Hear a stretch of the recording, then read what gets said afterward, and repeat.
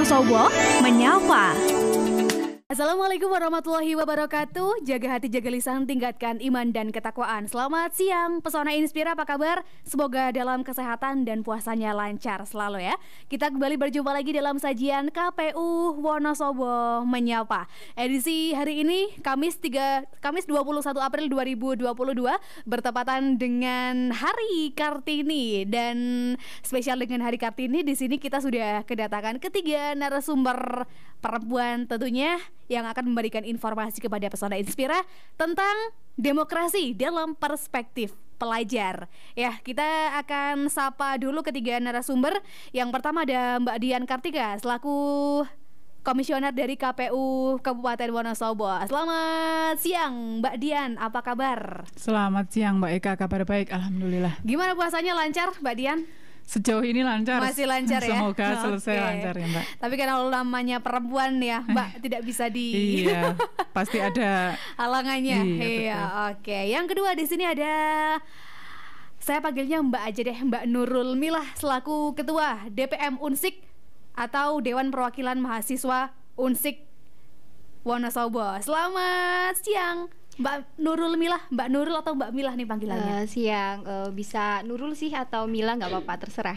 Oke, Mbak Nurul aja ya biar yang depan-depan aja. Oke gitu. Gimana Mbak Milah, Mbak Nurul Milah, kabarnya baik? Alhamdulillah baik. Kuliah masih lancar? Lancar sampai sekarang, masih online terus sih. Masih online. Oke.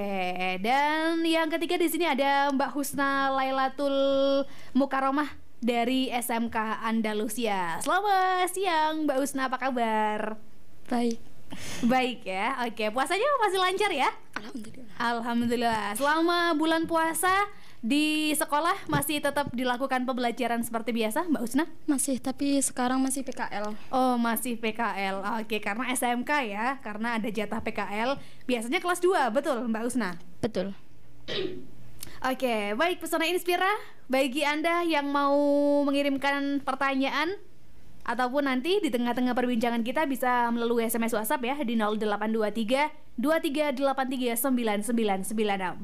Baik, Pesona Inspira, sebelum kita menuju ke narasumber ya, kali ini demokrasi dalam perspektif pelajar, utamanya adalah perempuan ya, dimana untuk di Indonesia sendiri di era demokrasi seperti sekarang ya, tentunya di bidang politik kita masih perlu upaya yang cukup keras di seluruh stakeholder, terutama kaum perempuan, untuk lebih bisa ikut andil dalam dunia politik, khususnya untuk perempuan ini Pesona Inspira. Oleh karena itu, dalam KPU Wonosobo kali ini kita akan menggandeng pelajar nih. Seperti apa demokrasi dalam perspektif pelajar, utamanya adalah para kaum perempuan. Yang pertama saya akan ke Mbak Nurul Milah dulu nih Mbak, selaku Dewan Perwakilan Mahasiswa. Ini kalau untuk Dewan Perwakilan Mahasiswa dulu, mungkin dari Unsik sedikit bisa dikenalkan, silakan Mbak. Oke, Dewan Perwakilan Mahasiswa itu adalah salah satu lembaga legislatif yang itu mengurusi tentang konstitusi yang ada di lembaga-lembaga kemahasiswaan di Unsik itu sendiri, dan juga membuat peraturan perundang-undangan, kemudian juga pengawasan secara advokasi di lembaga dan fakultas Unsik, kemudian juga menganalisis berbagai macam isu-isu yang ada di Unsik itu sendiri gitu. Jadi ibarat kayak negara itu kita menjadi DPR-nya gitu. Tapi DPM karena rakyatnya itu mahasiswa gitu. Oke, gitu ya. Berarti di bawah naungan Unsik langsung atau ada perprodi atau jurusan gitu, Mbak? Oke. Kalau DPM itu kan lembaga legislatif ya. Itu berbeda dengan badan eksekutif mahasiswa karena itu eksekutifnya. Kita terpisah karena kita badan sendiri legislatif.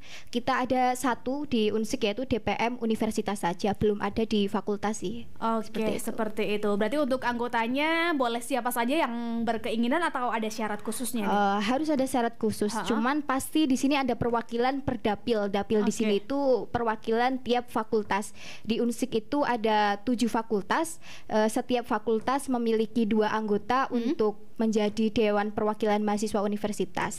Namun ada satu sih yang belum Jadi kita anggotanya masih 13 orang. Oke, oke gitu. Berarti memang dalam Unsik pun, dalam ranah mahasiswa pun dunia politik memang sudah ada gitu Iya, ya. karena kampus Oke. memang miniatur negara kan. Miniatur negara, betul sekali. Ini masih ngomong-ngomong soal politik nih, Mbak Nurul Milah. Ini sebenarnya kalau pendapat Anda sendiri soal demokrasi yang ada di Indonesia, mungkin sudah paham ya demokrasi miniaturnya Unsik, mungkin Oke. udah sedikit paham gitu. Kalau untuk memandang demokrasinya Indonesia ini bagaimana? Silakan Mbak. Baik, mungkin dalam sejarahnya demokrasi di Indonesia ini kan sudah mengalami berbagai macam pasang surut gitu Ya. kan. Sejauh ini sampai saat ini itu kan yang kita anut itu masih pada demokrasi Pancasila, di mana demokrasi ini berlandaskan dari nilai-nilai Pancasila dan juga Undang-Undang Dasar 1945, yang mana ini merupakan sistem pemerintahan yang bagi saya itu paling mungkin untuk diterapkan di Indonesia itu sendiri. Karena apa? Karena di antara dari beberapa sistem pemerintahan seperti sistem ini ya, kapitalis, liberalis, dan juga bahkan parlementer atau terpimpin, Ya. yang paling mungkin diterapkan di Indonesia adalah demokrasi Pancasila, meskipun kita sudah memiliki sejarah bahwa kita gagal dalam menerapkan sistem demokrasi yang lain seperti itu. Oke, seperti itu. Demokrasi Pancasila di mana semuanya berasal dari rakyat, oleh rakyat dan untuk rakyat. Benar. Oke, kemudian kalau dari Mbak Husna Lailatul, ini untuk apa namanya, informasi, Mbak Husna Lailatul ini dulu adalah ketua IPPNU Komisariat SMK Andalusia 1 Wonosobo. Oh, sekarang masih menjabat ya Mbak Husna ya? Sudah enggak? Oh, sudah enggak. Oke, berarti sekarang adalah ketua PIK Remaja Desa Wulung Sari periode 2022-2024, betul? Betul. Oke, berarti untuk apa ya, penerapan semacam demokrasi, penerapan pemilu ini sebenarnya sudah apa ya, secara tidak langsung terjadi dalam misalnya dalam penerapan Mbak Husna menjadi ketua. Ini kalau dulu sejarahnya menjadi ketua dipilih langsung atau ada semacam kayak pemilu gitu Mbak Husna? Kalau untuk apa di Andalusia itu kadang kalau ada pemilihan itu kadang ditawarin guru siapa aja yang mau memilih gitu. Oke. Terus kalau udah anaknya sudah itu langsung apa ditetapkan siapa aja setelah udah ditetapkan baru aja ada pemilihan secara gitu. Oke, berarti pemilihan secara umum oleh seluruh masyarakat SMK Andalusia. Andalusia. Berarti kayak semacam pemilu mini di situ sudah terjadi gitu ya. Oke, gimana sejarahnya Mbak Husna bisa menjadi ketua untuk ketua IPPNU Komisariat SMK Andalusia ini Mbak?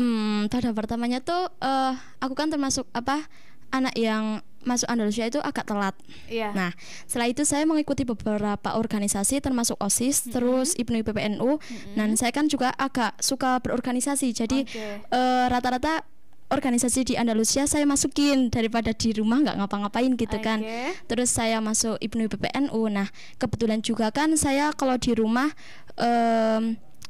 emang agak tahu sedikit tentang IPNU IPPNU. Nah, setelah itu ada beberapa pertanyaan dari pembina IPPNU. Mbak Husna kalau jadi ketua IPPNU gimana? Terus saya jawaban, gimana ya Bu? Masih ragu-ragu gitu kan ya, anak baru langsung mau jadi ketua IPPNU gimana gitu. Terus ya setelah pertimbangan juga, terus ya mantap, bismillahirrahmanirrahim gitu.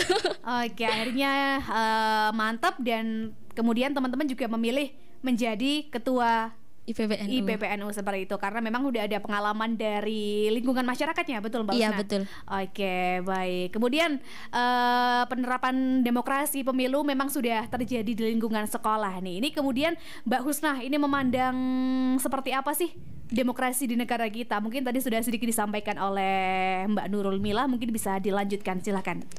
Menurut saya pendapat demokrasi nggak apa ya, Mbak Milah kan kayak begitu kayak udah tahu banget gitu kan ya. Kalau saya kan masih kayak awam lah atau kayak kalau untuk demokrasi gitu kan. Kalau menurut pendapat saya kalau tentang demokrasi itu suatu kebebasan aja sih untuk rakyat Indonesia untuk menyampaikan pendapatnya. Pokoknya demokrasi itu adalah kebebasan bagi setiap warga Indonesia gitu.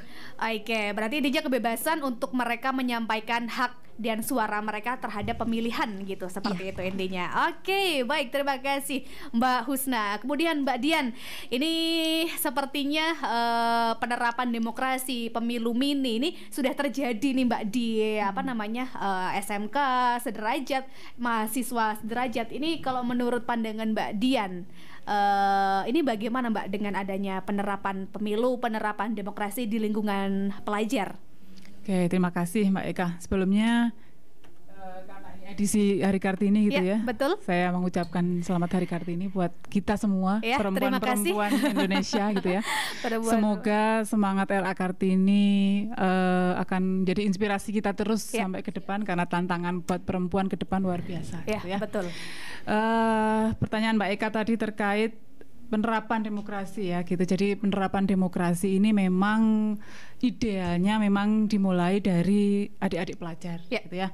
Karena di kemudian hari toh akhirnya yang meneruskan kita penyelenggara maupun nanti menjadi salah satu wakil dari rakyat itu juga anak-anak yang sekarang masih menjadi pelajar dalam tanda kutip, yang ya pelajar, mahasiswa juga itu kan yang menanti yang akan meneruskan. Nah, alangkah baiknya kalau demokrasi itu diterapkan justru sejak mereka masih jadi pelajar gitu ya. Walaupun tidak sama persis dengan apa yang kita lakukan di KPU, tetapi paling tidak miniatur itu sudah dilakukan gitu. Misalnya kayak di SMP, SMA sekarang sudah pemilihan ketua OSIS itu sudah dilakukan melalui tahapan-tahapan yang hampir sama dengan KPU gitu ya. Beberapa waktu kita pernah langsung datang ke SMP, ke SMK, kemudian ke SMA, melihat sendiri seperti apa sih proses demokrasi yang sudah dilakukan di sekolah-sekolah mereka. Ke Unsik juga pada waktu pemilihan BEM ya Mbak Nurul ya. Benar. Itu juga kalau Unsik itu sudah hampir mirip sekali gitu ya, karena sudah berbasis dapil segala kan ya Mbak. Jadi sudah ada dapil, sudah mirip sekali lah dengan proses demokrasi yang KPU terapkan. Kalau di teman-teman adik-adik SMP, SMA itu memang belum sedetail kita, cuman tahapan-tahapannya itu udah hampir sama, mulai pencalonan, mulai kampanye, mulai penyampaian visi misi, kemudian mulai pungut hitung yang sudah modelnya sama kayak kita, surat suara, kemudian menghitung rekap dan lain sebagainya, itu sudah sama. Dan juga fasilitasinya biasanya juga dari KPU Mbak, misalnya kayak bilik kotak suara juga dari kami. Kami beberapa waktu ada beberapa teman adik-adik SMA juga datang ke kita untuk belajar seperti apa sih gitu, kita ngajari dari awal proses pemilu itu seperti ini, DPT itu seperti ini, siapa saja yang masuk daftar pemilih dan lain sebagainya sudah kita ajarkan. Dan di beberapa sekolah sekarang rata-rata apalagi sekarang malah modelnya karena online ya Mbak, jadi banyakan sudah mulai aplikasi e-voting yang KPU sendiri sebenarnya belum bisa melakukan gitu kan, karena banyak kendala yang harus kita benahi dulu kalau kita mau pakai e-voting. Tapi di beberapa sekolah justru sudah memakai e-voting, sudah pakai aplikasi gitu, juga sudah bagus sekali. Dan saya antusias sekali lihat adik-adik itu kok antusiasme luar biasa Mbak. Itu baguslah ke depannya. Keren. Seperti sudah menjadi modal gitu ya Mbak Dian untuk menerapkan. Karena sebagian adik-adik itu kan kayak anak-anak sekarang, anak muda gitu memandang pemilu itu kan hal yang negatif atau yang lain menarik gitulah ya. Nggak menarik. Kemudian pemilu itu banyak intrik, konflik, yang banyak hal yang sebenarnya adik-adik itu nggak paham. Sebenarnya dalam proses pemilu itu ada satu paket yang luar biasa di dalamnya itu yang harus kita kita susun dari awal sampai akhir sehingga hasilnya itu memang memuaskan semua pihak gitu Mbak. Baik. Dan tentunya kembali lagi bagaimana cara pelajar ataupun mahasiswa memandang nih terhadap pemilu. Ya. Kemudian kalau dari Mbak Nurul Milah ini, mungkin kalau dari Mbak Nurul Milah ini sudah tidak diragukan lagi bahwa memandang pemilu ini adalah sebuah kalau dari sudah pengalamannya. Kemudian gimana sih cara Mbak Nurul Milah sendiri untuk menggandeng teman-teman bahwa mereka mengajak mereka, ayo kita sadar terhadap pemilu, kita sampaikan hak suara kita dengan baik, apalagi para pemilih pemula yang mereka suaranya ini masih awal-awal gitu. Mbak Nurul Milah, silakan. Ini terkait peran mahasiswa terutama saya sendiri dalam konteks pemilu yang ada di Indonesia sendiri.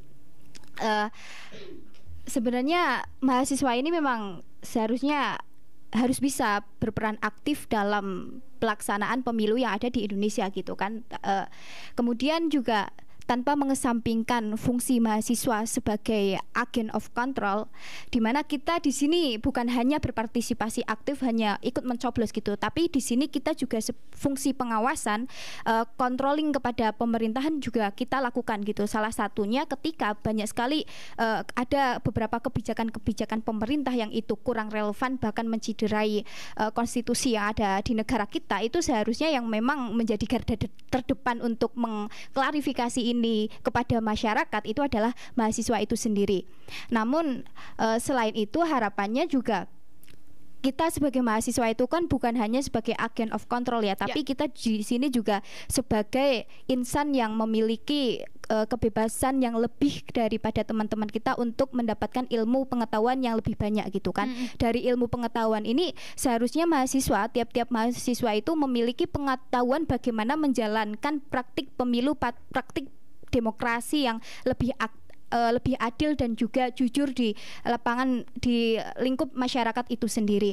Jadi harapannya juga kita sebagai mahasiswa juga bisa memberikan contoh bagaimana sih praktik pemilu yang baik itu di masyarakat itu sendiri. Salah satunya kita harus ikut serta dalam proses pemilu itu sendiri. Oke, baik, keren sekali sih untuk pernyataannya terkait di mana mahasiswa di sini sebagai agen of control ya, bisa menjadikan contoh untuk masyarakat yang ada di sekitar, untuk kepada mahasiswa lain yang tentunya masih berpikiran bahwa pemilu ini mungkin ya hal-hal yang negatif dan lain sebagainya gitu. Oke, kemudian kalau dari kacamata mahasiswa sendiri, dalam tadi sedikit disenggol ada agent of control ini, bagaimana sih tanggapannya Mbak Nurul Milah terhadap adanya demonstrasi yang kemarin sempat terjadi yang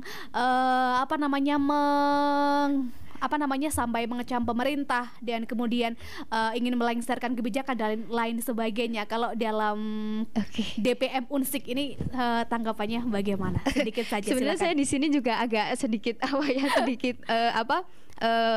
gelas sedikit ya, karena saya di sini merelakan teman-teman saya berjuang sendirian. Di sana masih ada sedikit bagaimana ekspresi kita dalam menanggapi kebijakan-kebijakan yang sudah berjalan di negara kita ini.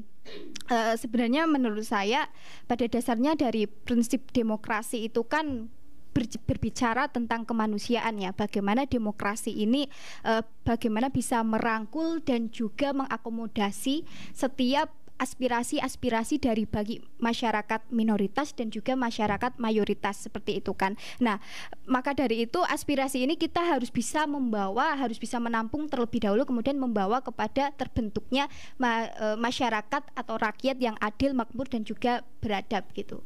Seperti itu mungkin sih. Oke, baik. Terima kasih atas tanggapannya. Kemudian saya pengen ke Mbak Husna lagi. Ini sebelumnya untuk Mbak Husna sendiri sudah pernah mengikuti pemilu apa belum nih Mbak Husna? Kalau untuk pemilu yang pemerintahan itu belum pernah. Oke, belum pernah. Kalau sekarang usianya berapa? 18. Berarti di 2024 nanti sudah bisa ya, sudah Mbak bisa. Dian? Sudah harusnya. Oke, harusnya sudah bisa. Oke, walaupun belum memilih secara langsung dalam pemilu yang diselenggarakan oleh pemerintah, mungkin Mbak Husna sudah tahu ya seperti apa gambaran pemilu, apalagi di sekolah juga sudah ada miniaturnya pemilu. Kemudian kalau memandang pemilu yang ada di Indonesia, yang ada di sekitar kita di Wonosobo, ini ada tanggapan apa sih dari Mbak Husna ataupun ada kata-kata yang ingin dikeluarkan terhadap ya pemilu yang terselenggara di lingkungan kita seperti itu? Kan berhubung saya masih menjadi pelajar yang SMK, apalagi yang masih sangat awam kepada hal-hal yang tentang pemilu, maksudnya kayak belum pernah terjun langsung, belum tahu tentang konflik-konflik apa yang ada di Wonosobo ini, jadi mungkin pembahasannya agak rendah dikit. Oke. Tidak apa-apa. Pelajar ya. Kan? Sesuai dengan pengetahuan pelajar itu pemilu itu seperti apa gitu. Kalau untuk pemilu menurut saya sendiri sih sesuai dengan mapel yang diajarkan oleh Pak Guru di sekolahan.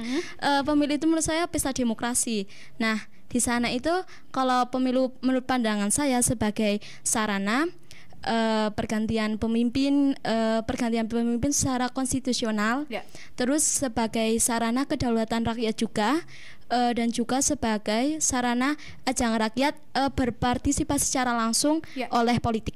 Oke, gitu. Jadi sebagai pemilih pemula nih Mbak Husna, yang nanti di 2024 nanti akan ada 2 pemilu yang diselenggarakan di waktu yang berbeda ya Mbak Dian ya. Betul. Di situ Mbak Husna nanti akan memilih nih. Nah, sebagai pemilih pemula nih Mbak Husna, tentunya masih rentan banget terhadap adanya ya sogokan-sogokan, adanya apa ya maksudnya apa namanya hal-hal negatif yang bisa saja menguras hak dalam pemilu nanti. Ini dari Mbak Husna ada benteng apa nih Mbak untuk membentengi diri agar tetap bisa menyuarakan hak pilihnya dengan baik seperti itu? Kalau menurut pandangan saya, yang pertama itu kenali dulu. Kalau seandainya ada yang mengajak pilih nomor 1 apa nomor 2 Iya, gitu. betul. Kan kita sebagai pemula kan otomatis belum tahu siapa dia. Iya. Nah, kita juga harus sebelum memilih harus menelusuri dari satu calon sampai calon keempat misalnya. Kita harus menelusuri satu-satu, terus tuh jangan kayak ikut-ikutan. Itu karena merugikan banget kalau yang modal ikut-ikutan. Terus kita juga kalau mau mencari berita juga jangan cuma setengah-setengah gitu loh. Jadi kedepannya juga kita tuh tidak mendapatkan adanya kabar-kabar hoax, malah kita menerimanya gitu. Jadi malahan kesalahan juga di kitanya karena kita kurang teliti untuk menggali informasi-informasi gitu. Oke, baik. Ini dibutuhkan pelajar-pelajar seperti Mbak Husna dan juga Mbak Nurul ya, Mbak Dian untuk ke depan. Tapi mungkin ya tidak semua pelajar, tidak semua mahasiswa seperti mereka. Dan kalau untuk dari KPU Wonosobo sendiri sampai saat ini sudah sejauh mana nih Mbak untuk tahap sosialisasi terhadap ya para pemilih pemula, pelajar, mahasiswa, selain dari mungkin sedikit fasilitasi terhadap pemilu yang diselenggarakan di SMK ataupun di sekolah-sekolah lain? Ya. Sebelumnya tentang pemilih pemula ya, ini bergeser antara pelajar jadi pemilih pemula karena ada beberapa kategori pemilih pemula. Yang pertama anak-anak 17 tahun yang baru menggunakan hak pilihnya, baru punya KTP, berarti nanti Mbak Husna ini di 2024 jadi pemilih pemula ya. Kalau Mbak Nurul sudah pernah ya? Sudah pernah. Kemarin berarti. Iya, kemarin. Jadi salah satunya kategorinya itu atau belum 17 tapi dia sudah atau pernah kawin ya, bahasa undang-undangannya kawin ya, bukan menikah. Jadi apabila kurang dari itu ternyata sudah menikah, dia sudah bisa menggunakan hak pilihnya. Kemudian TNI Polri yang purna, waktu aktif dia tidak punya hak pilih, tapi setelah dia purna dia menjadi pemilih pemula karena pertama kali menggunakan hak pilihnya, itu termasuk pemilih pemula. Dan tadi disampaikan juga bahwa pemilih pemula itu jumlahnya memang signifikan sekali Mbak, gitu kan. Jadi apabila pemilih pemula ini tidak diolah dengan baik dan benar gitu kan, sayang sekali karena jumlahnya itu signifikan dan menjadi sasaran peserta pemilu gitu kan. Karena apabila salah satu peserta pemilu mengarah dan bahasa Wonosobonya ngopeni dengan baik gitu ya, bisa diarahkan ke salah satu peserta pemilu, itu jadi angka yang luar biasa Mbak, gitu kan. Nah, di situ harapan saya tadi disampaikan oleh Mbak Nurul bahwa anak-anak pelajar, mahasiswa itu masuknya menjadi agent of control, tapi ada satu yang relate yaitu agent of change. Nah, itu dia. Itu juga penting gitu ya, karena anak-anak pemilih pemula itu justru biasanya masih idealis ya Mbak, pikirannya itu masih ini sekali. Jadi harapan kami jangan jadi pemilih yang semu tadi gitu, ikut-ikutan saja tanpa melihat latar belakang dan lain sebagainya. Jadilah pemilih-pemilih yang cerdas gitu kan ya, karena jumlahnya memang sangat banyak. Dan biasanya kalau harapan saya tadi betul dibilang Mbak Nurul bahwa teman-teman adik-adik pelajar mahasiswa itu justru kalau dia mau concern dan membantu pemilu, justru dia masukkan ke dalam sistemnya itu gitu kan. Jadi dia bisa memandang pemilu dari dalam. Seperti apa sih pemilu itu gitu, tidak kalau sesuatu yang memandang dari luar dan setelah dia masuk ke dalamnya itu biasanya berbeda. Mindset pemikirannya itu berbeda. Betul. Jadi apabila anak-anak pemilih pemula yang misalnya apatis terus memandang pemilu dari sisi negatif, coba kita ajak dia masuk ke dalam sistem. Jadi salah satu penyelenggara pemilu seperti apa? Kalau kami di KPU beserta jajarannya adalah penyelenggara secara teknis, menyelenggarakan kan, ngurusi dari awal sampai akhir, kampanye, logistik, pencoblosan dan lain sebagainya. Kalau menjadi agent of control tadi yang disampaikan Mbak Nurul, berarti bisa menjadi salah satu bagian dari pengawas pemilu, begitu kan? Betul. Nah itu jadi sudah ada jalurnya masing-masing gitu, tidak bisa di luar itu terus kita kecuali jadi pemantau ya Mbak, bisa juga jadi pemantau gitu kan, kayak kemarin bisa jadi pemantau yang itu sifatnya independen. Tapi kalau mau lebih masuk dalam pemilu jadi agen of change atau agen of control yang benar, berarti memang harusnya masuk ke dalam sistem jadi pengawas pemilu, bisa mengawasi dari awal sampai akhir semua tahapan. Nah, kalau sosialisasi kami sudah banyak Mbak, sudah banyak sekali yang kami lakukan. Kemarin kita punya kelas demokrasi, kita lakukan di 15 kecamatan, kita pecah di 3 tempat, di Kaliwiro, di Sapuran, dan di Selomerto. Ada 3 yang kita pecah. Jadi di situ kita ambil dari semua desa dan semua pelajar perwakilan untuk kita ajari kelas demokrasi seperti apa, kita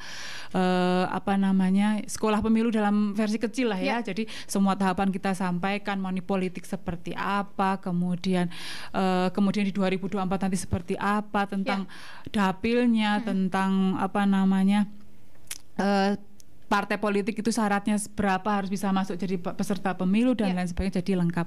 Kemudian sosialisasi kami ke sekolah-sekolah, pernah jadi ikut KPU mengajar, kita mengajar adik-adik SMA, ikut apel di SMA juga kita pernah. Kemudian relawan demokrasi, ada segmen pemilih pemula juga Mbak, gitu kan. Kemudian semua tahapan, biasanya kalau ada tahapan-tahapan kita pasti undang salah satu perwakilan. Kalau di Unsik itu biasanya wajib Mbak, itu kan ya, kalau salah satu kampus di Wonosobo yang kita ikut sertakan. Kemudian penyelenggara kita juga sudah buka akses seluas-luasnya, karena di undang-undang sudah bunyi bahwa penyelenggara pemilu itu minimal 17 tahun, sudah bukan 25 tahun gitu ya.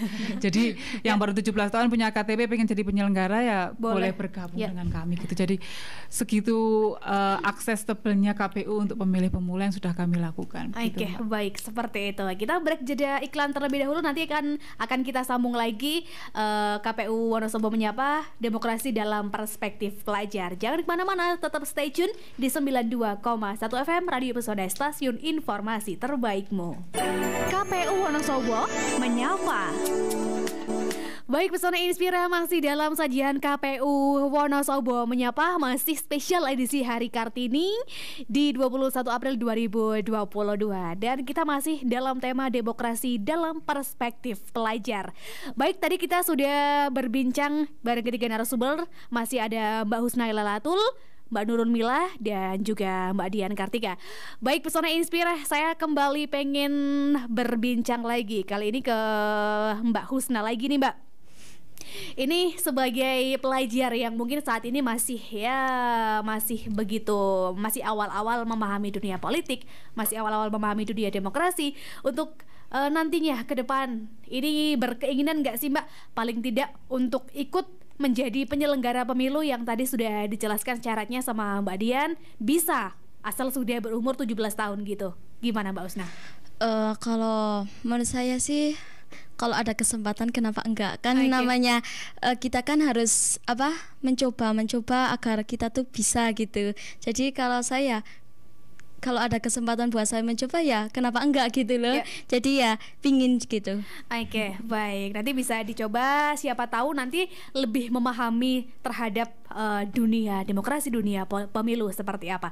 Dan kalau yang jadi permasalahan di mana dalam dunia politik di kursi pemilu ini masih perlu partisipasi dari perempuan ya Mbak Dian, betul ya? Oke, dan kemudian kalau dari Mbak Nurul Milah sendiri, ini berkeinginan nggak sih Mbak ke depan untuk bisa duduk sebagai peserta pemilu seperti itu? Waduh, ini jatahnya perempuan masih banyak nih. Betul. Iya, gimana Mbak? Ya harus dong. Saya rasa saya sekarang yang menjadi Dewan Perwakilan Mahasiswa juga memiliki orientasi ke situ gitu kan. Dan terutama saya juga respect ya bagaimana kemudian tadi menanggapi dari Mbak Husna bahwa kita nggak perlu ketika ingin merubah jangan juga dari luar gitu, perlu ketika itu dibutuhkan ya kita juga masuk ke dalam sistem gitu. Apalagi tadi yang sudah disampaikan di mana pemilu kita itu masih banyak dicederai dari money politik, kemudian juga kayak seolah-olah suap, kemudian juga banyak yang ingkar janji dan lain Iya. sebagainya, itu juga kita harus mencoba untuk menegur dengan keras gitu kan. Iya, oke. Kemudian dari para pelajar pemula inilah, para pemilih pemula inilah nanti akan seperti apa pemilu kedepannya juga ditentukan dari situ, dari adanya agen of perubahan nih kita ya, agen of change. Kemudian dari Mbak Nurul Milah sendiri memandang apa ya, seperti kasus-kasus money politik yang ada di Indonesia, yang ada di Wonosobo, yang mungkin ya sempat menangi beberapa. Kemudian ini tanggapannya gimana nih Mbak? Bagaimana cara ya teman-teman seperti Mbak Nurul Milah ini ya memutus mata rantai tidak hanya COVID tetapi juga mata rantai money politik? Oke, singkat saya, menurut saya yang memiliki kuasa penuh dalam hal ini adalah partai politik itu sendiri. Saya Iya. tidak percaya terkait ya dikasih ya tampani aja gitu kan. Kan ini bisa dibasmi ketika tidak ada yang ngasih gitu kan. Nah, itu yang Oke. ngasih itu yang kita harus basmi. Oke. Seperti itu. Oke, kalau dari tanggapannya Mbak Husna, gimana nih Mbak untuk money politik yang ada di Indonesia, yang ada di Wonosobo, ataupun yang ada di sekitar kita yang masih ada? Kayak gimana sih cara para pemilih pemula untuk memutus yang adanya money politik dan ke depan jangan sampai ada lagi gitu?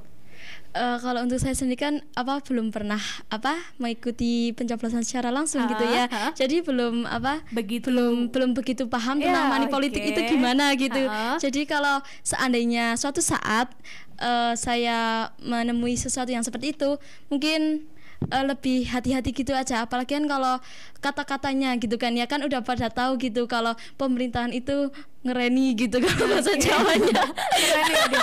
Jadi harus lebih hati-hati gitu. Oke, lebih hati-hati Lebih dan hati-hati. tentunya lebih jeli kita ya. Ya lebih jeli. Lebih jeli terhadap pemilihan umum. Oke, baik. Agak mengerikan nih Mbak Dian.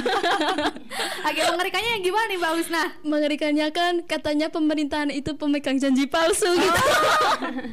Kalau Setuju ya, memegang setuju janji ya. palsu kayaknya mantan deh Mbak tuh. PHP nah Oke, itu. PHP ya. Oke, baik.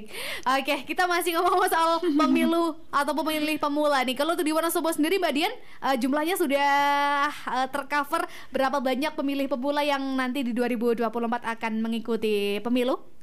Ya, kalau pemilih pemula itu kalau sampai 2024 kami berhitung justru yang belum rekam ya Mbak. Heeh. Nah, syarat pemilih nanti menggunakan hak pilihnya adalah datang ke TPS, bawa C6 pemberitahuan Ya. dan KTP elektronik. Nah, Oke. itu yang garis bawahnya gitu ya. Nah, khawatir saya bahwa teman-teman adik-adik pemilih pemula itu yang sampai hari H ternyata belum punya KTP tidak bisa Ya. menggunakan hak pilihnya gitu. Oke. Makanya terakhir kami menginventarisir bersama dengan Disduk Capil terkait potensi pemilih pemula sampai 2024. Ya. Kalau perhitung 2024 berarti anak-anak kelas 3 SMP sudah ada sebagian yang nanti menggunakan hak pilihnya di 2024. Oke. Nah, kami berhitung berdasarkan umur ya, berarti yang sampai 17 tahun sampai 2024 karena kemarin pemilu ditetapkan di 14 Februari 2024 ada sekitar 50 ribuan pemilih pemula yang belum rekam. Itu PR sekali gitu ya. Jangan sampai pada waktu hari H ternyata sejumlah pemilih pemula segitu tidak punya KTP untuk digunakan pada waktu pemilihan. Nah, itu kan fatal sekali. Ya. Nah, itu saja yang belum rekam. Kalau yang sudah rekam itu berarti lebih banyak lagi kan, berarti yang statusnya sudah rekam gitu kan. Jadi angka itu kan jumlahnya memang signifikan sekali Iya. Mbak Eka. Jadi memang kita harus mengejar angka itu supaya bisa pada hari H menggunakan hak pilihnya. Kemarin kita ketemu langsung dengan Kepala Dinas Pendidikan dan Catatan Sipil Ya. bahwa KPU beserta catatan sipil akan berkomitmen untuk melakukan jemput bola rekaman ke semua sekolah SMA, SMK, MA di Kabupaten Wonosobo. Oke. Dengan target nanti di akhir tahun yang 50.000 sekian sudah melakukan perekaman semua. Oke. Itu target ya. Semoga bisa terpenuhi Mbak, Ya. karena itu kan karena perekaman sampai ke desa kecamatan itu biasanya terkendala dengan masalah sinyal dan server. Itu Oke. yang agak repot. Cuman kemarin Capil sudah berkomitmen untuk menyelesaikan rekam lah.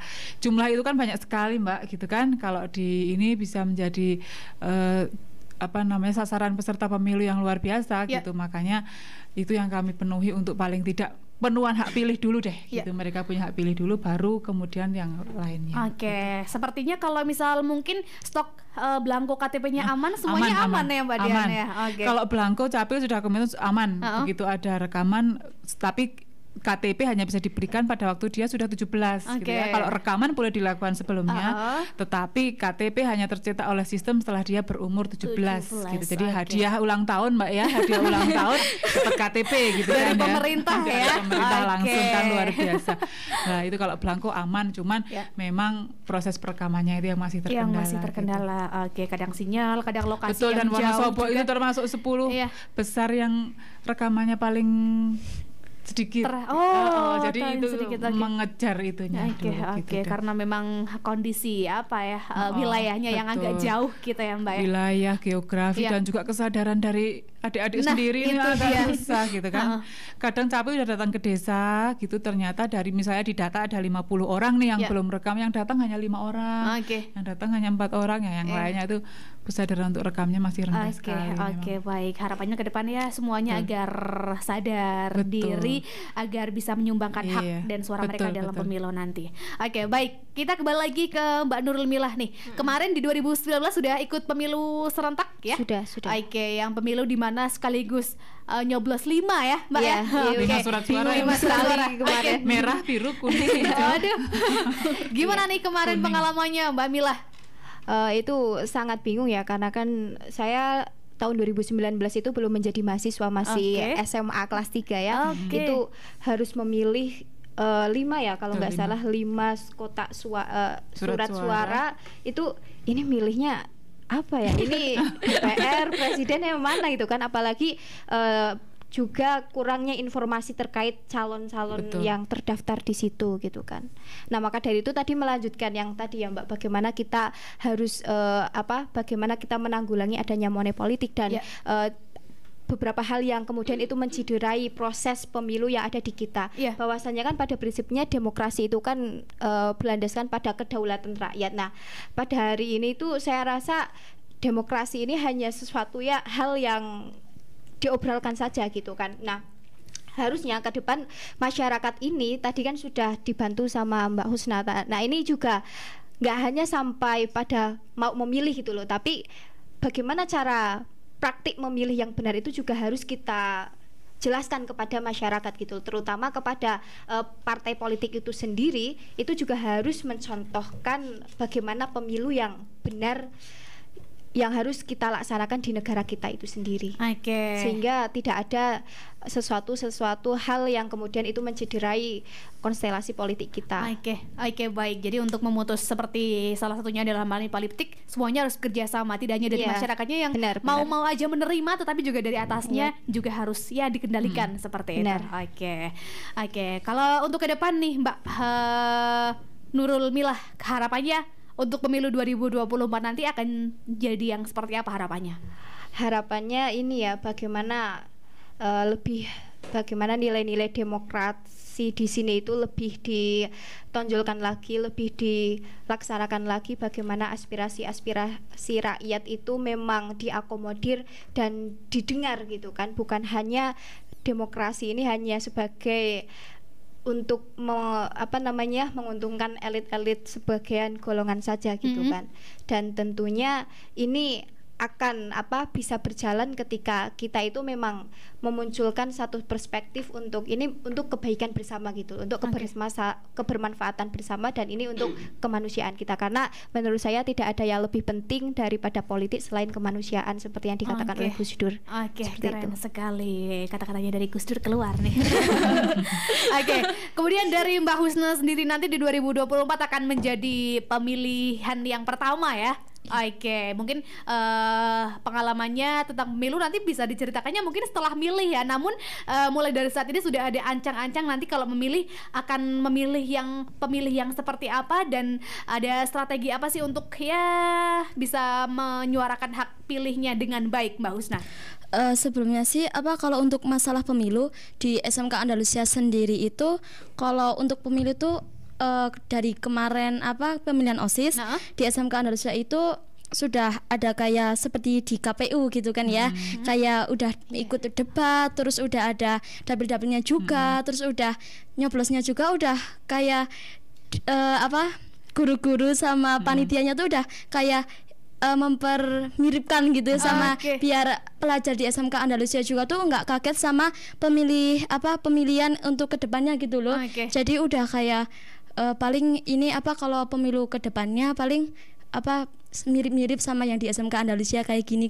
Jadi kayak udah ada Bayangannya udah bayangan, tahu ya. udah ada bayangan dari sekolah udah memberikan kalau pemilu tuh kayak gini gitu. Oke. Jadi ya besok dijalanin aja gitu. Oke. Paling ya kayak gitu, paling nunggu nama bla bla gitu. Oke, baik. Ternyata sosialisasi seperti itu pemilu di OSIS dan lain sebagainya ini menjadikan pengalaman Betul, ya. betul. Mbak Dian menjadikan mereka punya modal nanti Iya. sudah punya bayangan akan pemilu sebenarnya nanti akan seperti itu. Oke, baik.